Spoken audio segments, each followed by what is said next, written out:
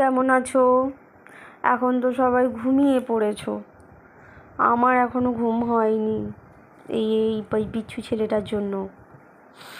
রাত 2টো হয়ে গেছে, এখন ওনার খেলার ইচ্ছে হচ্ছে। রুমে নিয়ে গিয়ে শুয়ে গেছিলাম, এত কান্নাকাটি করছে বাইরে আসার জন্য, আবার নিয়ে এলাম।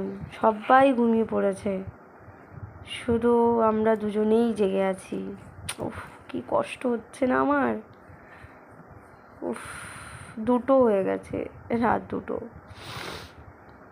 জানি না কখন ঘুমোবে ইনি যখন ঘুমোবেন তখন তো আমি ঘুমোবো।